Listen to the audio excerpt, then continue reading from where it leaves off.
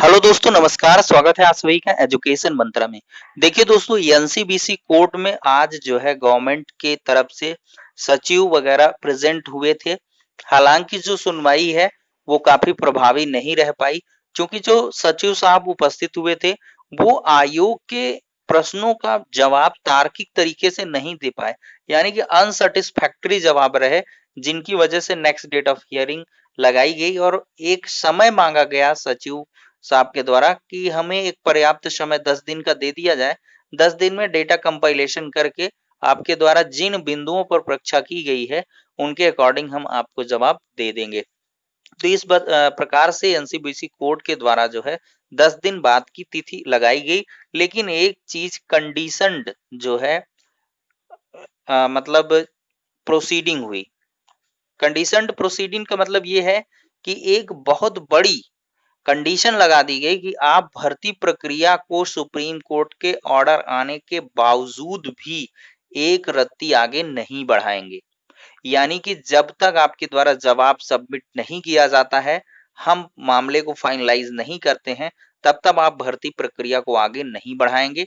ये चीजें बताई गई और इसके साथ ही साथ स्टेटस को की सिचुएशन जनरेट भी कर दी गई, जो एक गंभीर प्रकरण कहा जा सकता है। देखिए, 3 प्रकार की लिस्ट एनसीबीसी को सौंपनी होगी गवर्नमेंट के द्वारा। वो 3 प्रकार की लिस्ट कौन सी हैं? सबसे पहली लिस्ट तो सौंपनी होगी कि जो 1,46,060 अभ्यर्थी उत्तीर्ण हुए हैं, उनकी सूची। मतलब इसको सौंपेगा कौन? परीक्षा नियामक प्राधिकारी। इसी वजह से पीएनपी सचिव अनिल भूषण चतुर्वेदी जी को भी बुलाया गया था। तो उनके द्वारा ये 1,46,000 जो 60 अभ्यर्थी हैं, उनकी चयनित सूची, मतलब सॉरी चयनित कह दिया मैंने, उनकी जो है पास आउट कैंडिडेट्स की सूची, पहली ये सूची हो गई। दूसरी सूची जो है वो कुल मिलाकर 69,000 सीट के सापेक्ष चयनित अभ्यर्थियों की लिस्ट, यानी कि 69,000 जो सीटें हैं उनके सापेक्ष आपके कैंडिडेट कितने मिले 60-65% पर, तो ये मिले हैं 67,867। तो इनकी सूची।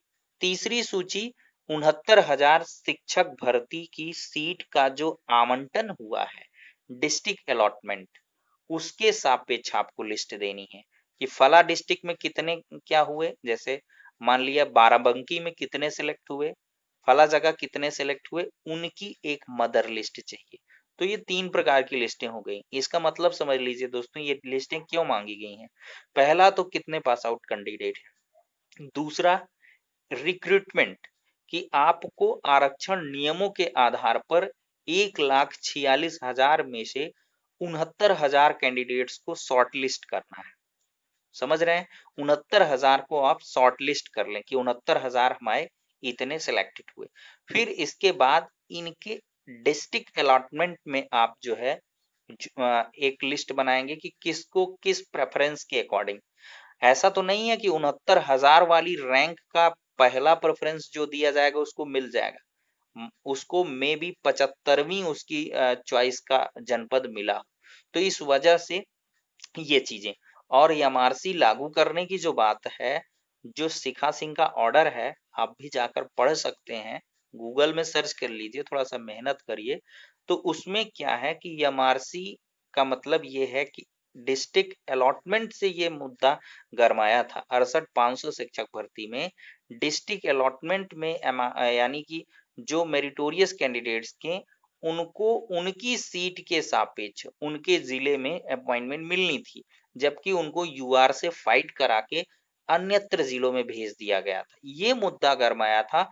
तो इस वजह से कहा गया था कि एमआरसी को इस प्रकार से लागू करिए कि जो मेरिटोरियस रिजर्व कैटेगरी कैंडिडेट हैं, उनको इस उनकी चॉइस के डिस्ट्रिक्ट में पहले प्रेफरेंस में उनको अपॉइंटमेंट दिया जाए। अगर उसमें नहीं पा रहे हैं तो फिर सेकंड में आप जाएं। तो ये कुल मिलाकर एमआरसी ऑर्डर था। लेकिन अब उसको किस प्रकार से इसमें क्या कुछ लागू किया गया है, इसको देखना होगा। देखिए, यहाँ पर जो जवाब है उसको देने में कठिनाई ये आई कि सचिव साहब जो भी रिप्रेजेंट हुए थे, उनके द्वारा ये कहा गया कि हमें कोई भी लिस्ट नहीं इस प्रकार की निर्गत की है या हमें मिली है। क्योंकि ये कार्य सारा का सारा सॉफ्टवेयर के द्वारा किया गया है। सॉफ्टवेयर ने ऑटो जनरेट कर दिया है 69,000 की चैनल लिस्ट, उनका अलॉटमेंट भी किया, मतलब सब कुछ सॉफ्टवेयर के मदद के अनुसार किया गया है। तो इस प्रकार की जो लिस्टें हैं वो जनरेट नहीं हुई हैं। तो इस पर आयोग ने कहा है कि नहीं, हमें आप जो है वो लिस्टें लाकर दीजिए। पहले 1,46,000 वाली, फिर जो है 67,867 चयनित सूची वाली, फिर अलॉटमेंट वाली, डिस्ट्रिक्ट अलॉटमेंट, किस में किस जिले में किसको कितने गुणांक पर क्या कुछ मिला है। तो ये कुल मिलाकर देखा जाए तो यमारसी प्रकरण इनके चलते काफी गंभीर होता चला जा रहा है। क्योंकि क्या है, यमारसी प्रकरण की गंभीरता अगर आप देखेंगे फेसबुक पटल पर कई जगह पर, मैं तो खैर उनको बहुत ज्यादा ऑथेंटिक नहीं मानता हूं, क्योंकि जो भी पीड़ित अभ्यर्थी हैं वो तो अपने पक्ष की बयानबाजी करेंगे ही। वो जीत का परचम लहराएंगे कि हम जीत गए, चयनित से लिस्ट पूरी रद्द होगी, फिर से इन होंगे आउट होंगे, ये देखिए सेकेंडरी चीजें हैं। पहले जवाब आने दीजिए, जवाब किसके अनुसार कैसे क्या कुछ आता है, और वो जब तक जवाब जो है गवर्नमेंट नहीं सौंपेगी तब तक चीजें स्पष्ट नहीं हो पाएंगी। अगर हाँ, अगर कहीं भी किसी भी प्रकार की विसंगति किसी भी स्टेप में हुई है तो अवश्य ही भी जो चयनित सूची होगी उसमें कुछ आपको हेर फेर देखने के लिए मिलेगा, एक बदलाव देखने के लिए मिल सकता है। उसमें से यही होगा, अगर मे बी इनका जो दावा है, तो ऐसे अभ्यर्थी जो बॉर्डर लाइन वाले होंगे तो उनको दिक्कतें होंगी, वो आउट हो सकते हैं।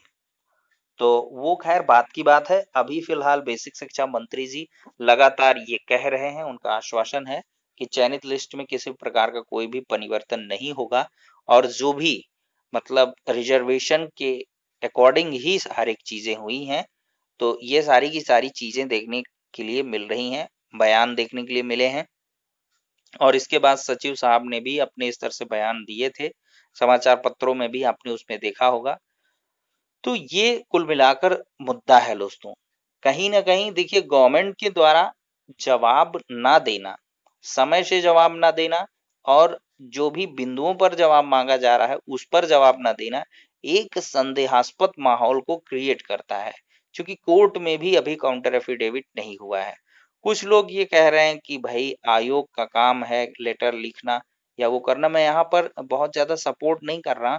लेकिन अगर आयोग का इतना ही मतलब हल्के में लेने वाली बात है, तो कुल मिलाकर गवर्नमेंट के द्वारा सारे सचिव वहां पर प्रेजेंट ना हुए होते, वहां पर अपनी सुनवाई के आधार पर बातें ना कहते। तो ऐसा नहीं है। हर एक वो भी एक कॉन्स्टिट्यूशनल बॉडी है, उसके भी कुछ राइट्स हैं, और वो कॉन्स्टिट्यूशनल राइट्स प्रोवाइड किए गए हैं। तो इनके अकॉर्डिंग वो चीजें कर सकते हैं।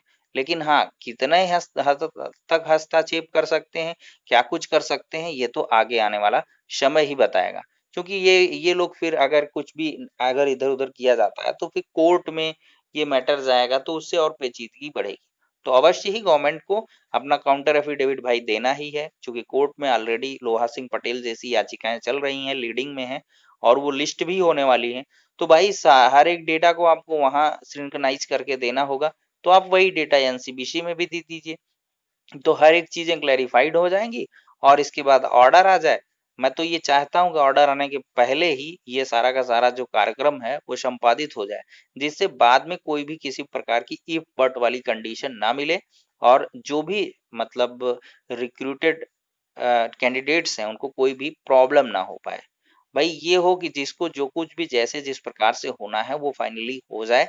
और चाहते हैं कि पूरा का पूरा जो फर्जीवाड़ा वाला कार्यक्रम चल रहा है उसमें भी जो भी आरोपी हैं उनको गिरफ्तार किया जाए, जिन्होंने अनफेयर मीन्स से अपना लाभ लिया है उनको बाहर किया जाए, और उनके आधार पर जो अच्छे कैंडिडेट्स हैं, योग्य कैंडिडेट्स हैं, उनका अपॉइंटमेंट हो।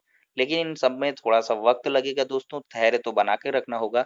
बहुत सारे लोगों के द्वारा कहा जाता है कि आप हमेशा निगेटिव चीजें ही लेकर आते हैं। तो देखिए, जब पॉजिटिव चीजें नहीं निकल के आती हैं तो क्या किया जाए, इंफॉर्मेटिव पर्पज से हर एक चीजें लिया करिए, समय अच्छे आने की प्रतीक्षा करिए, धैर्य रखिए, बनाए रखिए। समय से हर एक चीजें होंगी, बढ़िया होंगी, बेहतर होंगी। क्योंकि आपके स्तर पर यही है भाई, इंतजार ही लिखा हुआ है। वो कुल मिला के एक खराब समय कह सकते हैं, गलत समय चल रहा है 69,000 के जो भी संबंधित अभ्यर्थी हैं। तो अवश्य ही खराब समय आता है तो अच्छा समय भी आता है। तो आप प्रतीक्षा करिए, ज़्यादा परेशान या टेंशन लेने की आवश्यकता नहीं है। अपडेट्स हैं, अपडेट्स के अकॉर्डिंग ही इनको लें, बहुत ज़्यादा इन पर हाइपर नहीं होने की ज़रूरत है। तो फिलहाल के लिए ये सारी की सारी अपडेट्स थी जो दोस्तों जो आप लोगों के समक्ष साझा करनी थी। अब नेक्स्ट वीडियो मिलते हैं, तब तक के लिए शुक्रिया, धन्यवाद।